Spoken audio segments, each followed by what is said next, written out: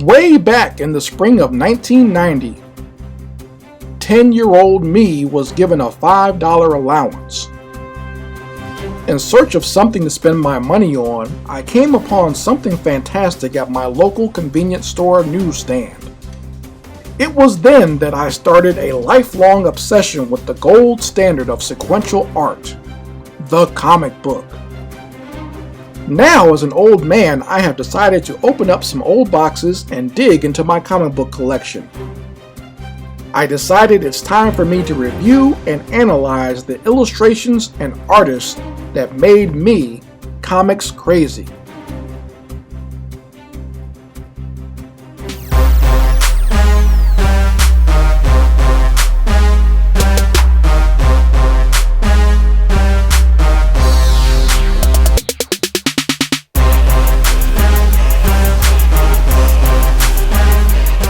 What's up, everybody? This is Chris Crazy House, and I'd like to welcome you all once again to a new episode of Chris Crazy House Presents Comics Crazy.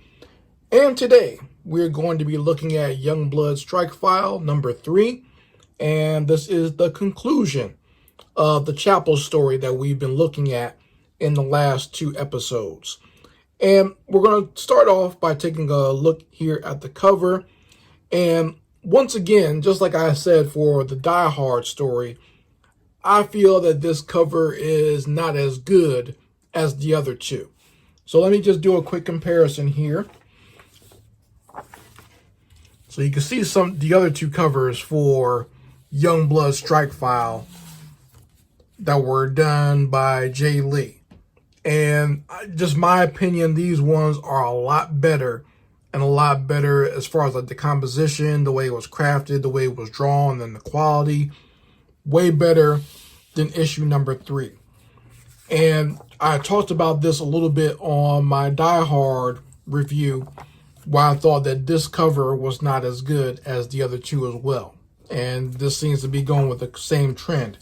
And I noticed here that there's a name underneath Jay Lee's name. So I'm thinking this is the reason for the downgrade in quality of this cover. So it looks like, I'm not sure whose name this is. It looks like it's saying Quinn.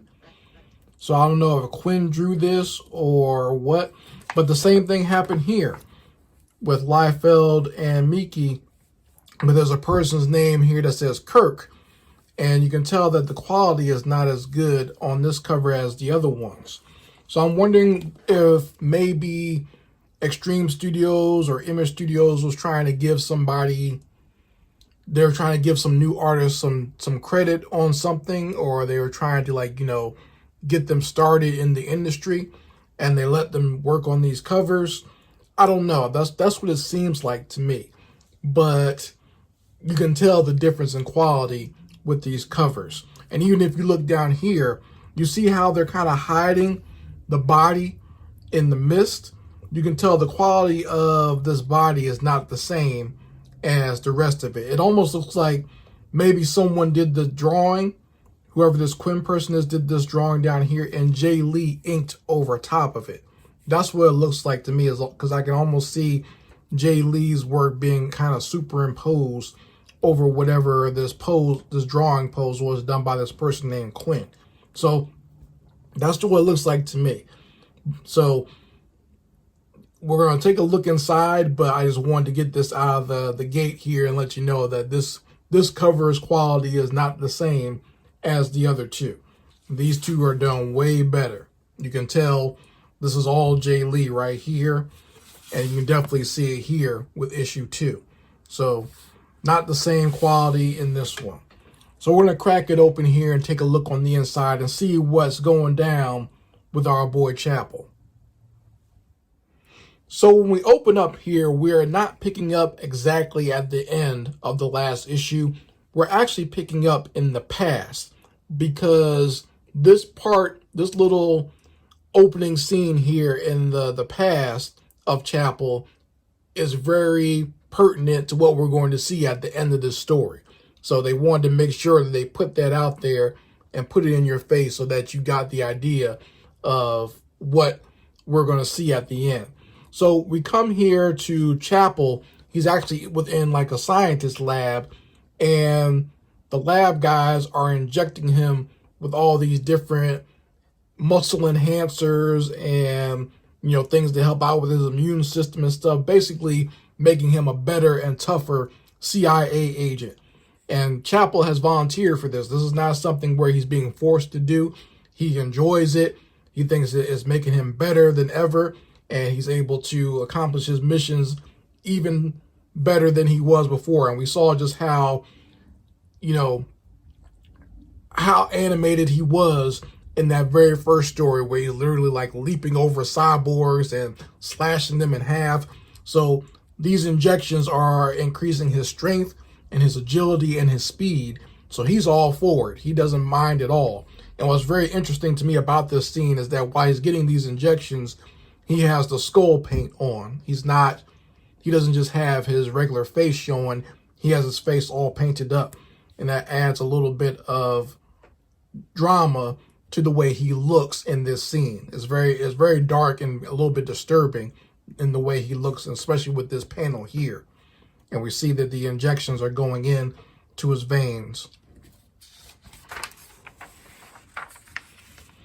And as we go to the splash page, the next page, after he gets the injection, we see almost like he's powering up. And once again, another very haunting scene where it's like he's almost like a powered up zombie or something like that. The fact that he has a skull paint on and his eyes are starting to glow red. So they're adding some extra dimension here and just kind of showcasing how Chapel is, you know, how he feels when he gets these injections. It's like the greatest high he could ever get, and it's making him better. So he loves it. And he tells the doctors in the next page, he'll keep on coming back. You know, so don't worry about it. He's like, I wish you guys would hurry up when you do it, but I'll come back and make sure I keep taking these injections. And as he's walking out, you see how he's kind of walking down these stairs here. And I actually kind of like the way this looks. It's very Art Deco looking. You know, the fact that, you know, it's like only a partial look at the actual scene in of itself, where you just got the lights here and the chair and him kind of walking down the stairs. It's very kind of futuristic and almost kind of looks like I said, like an Art Deco stage or something like that. But as Chapel comes out of the lab, he's met by Al Simmons, because once again, this is the past, so Al Simmons is still alive, at least in his human form anyway. And he's talking to Chapel. And he says basically was sitting out there waiting for him. And, you know, Al Simmons has refused to take these injections because at this time him and his wife are trying to have a baby. He doesn't want anything messing with that. Nothing at all. So he's making sure that he keeps his body clean. But Chapel doesn't care. He said it's making him better. It's making him stronger. It's making him the perfect specimen.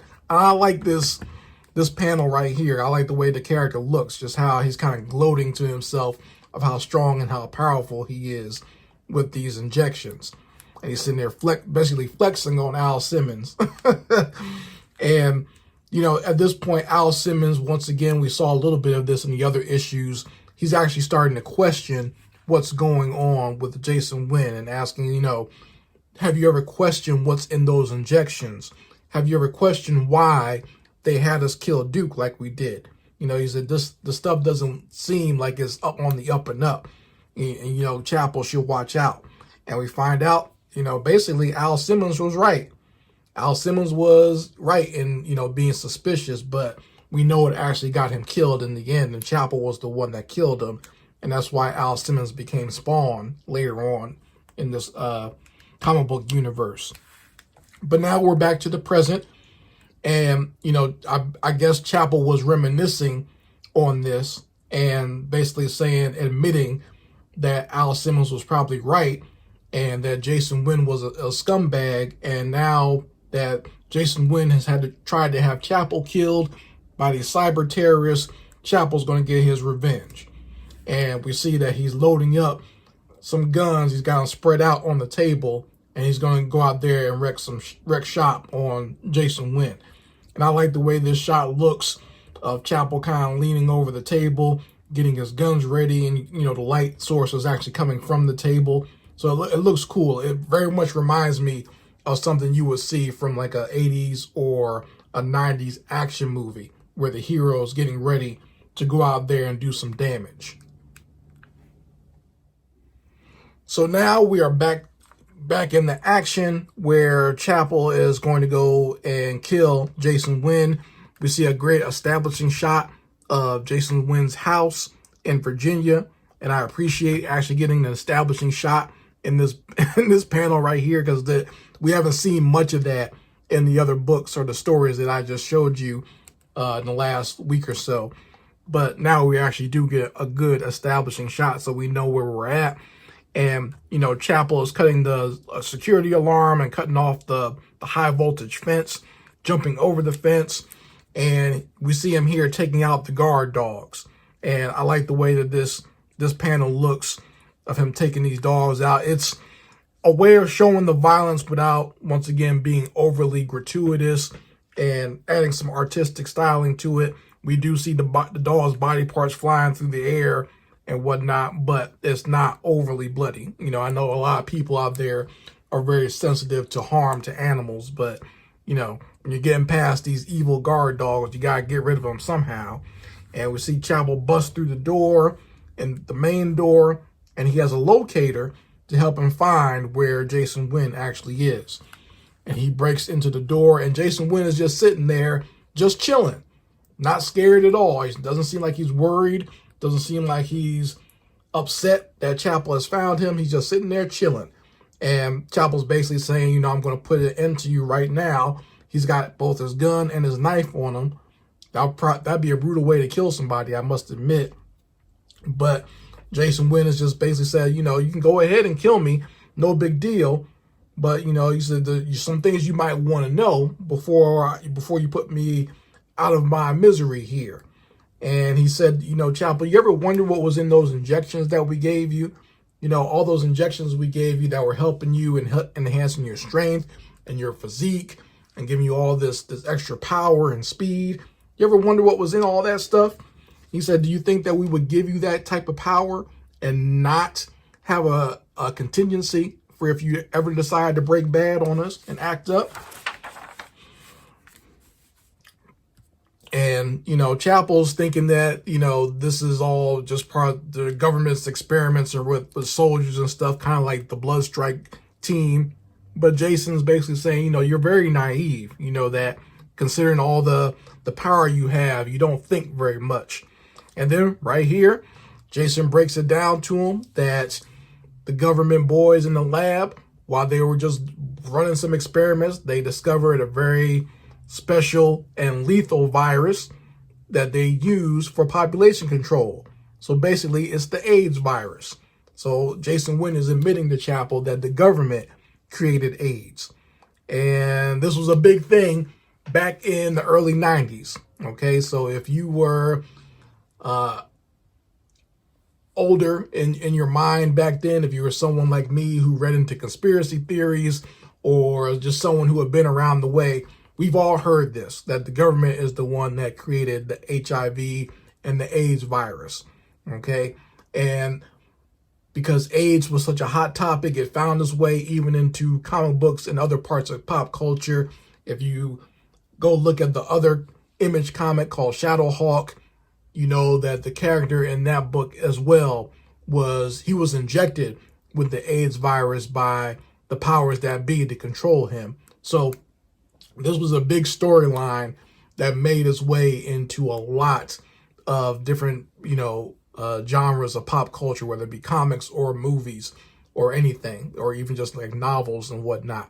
So this is what is happening now in this comic book, where Jason Wynn is admitting that the government created the AIDS virus and those were the injections that they were giving to Chapel. So he's letting them know, he's like, you know, if you don't work for me, we're going to let everyone know that you have AIDS there's no way you're going to be able to prove that it wasn't from your promiscuity. Because once again, it's come up now that, you know, Chapel is a ladies' man. So we saw that in his introduction in the original Youngblood comic book. We saw it in this series in issue 2. So They're just basically going to say that Chapel was out there like Magic Johnson knocking down females, and that's how he caught the AIDS virus, and not the fact that the government actually gave it to him. He said, and no one's going to believe you if you try to say, you know, it wasn't us. So we get this shot right here where Chapel is just, I guess he's mortified and extremely angry and saying, you know, if I got to go out, if I got to die, I'm going to take you with me. And, you know, Wynn doesn't seem to be upset or scared. He's basically just going to say, you could do that, but before you do that, let me tell you, I have the cure for the AIDS virus as well. And all you got to do is work for me, and I'll hook you up with that cure. So that is the end of this story, but they have the end with a question mark. And I think they do deal with this story later on. I think it's in Extreme Sacrifice or something like that. But, you know, basically Jason Wynn is now pulling Chapel's strings from the background, you know, basically because he has this cure for AIDS. Before we finish off, I just wanted to look at a little bit at this panel because I think it's a great panel. And it does very much do a good job as far as conveying the emotion that Chapel's probably going through at this point, finding out that he's been not only duped by this man that he trusted and that he worked for, and also his government, but that he's been given a very deadly disease that he can die from very easily. And, you know, I think that the way this is composited and how it's composed, it very much gives you the pain and anguish that's going on within him right now. There's just the rage in him in this scene. And I think it's done very well. And you can see he's kind of pointing the gun at Wynn like, I'm still going to kill you. But we know that he doesn't. He winds up just basically conceding in this regard because he wants the cure for the AIDS virus. So that is the end of this Chapel story. Very dark and twisted ending for this story. You know, I guess it started out in a very surreal way. It had a very dark tone to it all the way through. And it ends off with betrayal and a little bit of conspiracy theory. So, you know, I don't want to get too much into that on this channel in particular. You know, I know there are people out there that watch me that know how I feel about these sorts of things anyway. But, I mean, you folks can discuss it amongst yourselves in the comment sections and let me know how you feel about it. Do you feel that this comic book is more accurate than, you know, it's not just pop culture, it's not just imagery? Or do you feel that this is complete bunk and this is just something used as a plot device for a comic book? Because, you know, sometimes they say the truth makes it out there into reality within pop culture, you know, through our movies, through our books, through our TV and our comics. That's how the truth usually does come out. So maybe this is what it was. Or maybe it's just, you know, you have authors and writers who watch the same conspiracy documentaries that we watch, and they decide to take that and put it into their content. So maybe that's what it is. You know, you never know. But I thank you all for joining me here for this issue of Youngblood Strikefile. This is the final issue of this Chapel story, and we will be coming back with some more comic book reviews from some great comics from this time period, the early 90s. And if you like this video, go ahead and hit the like button. Make sure you go ahead and subscribe to this channel, and make sure you share it with anyone else who is a fan of these classic comic book reviews. Anyway, this is Chris Crazy House signing out. Peace.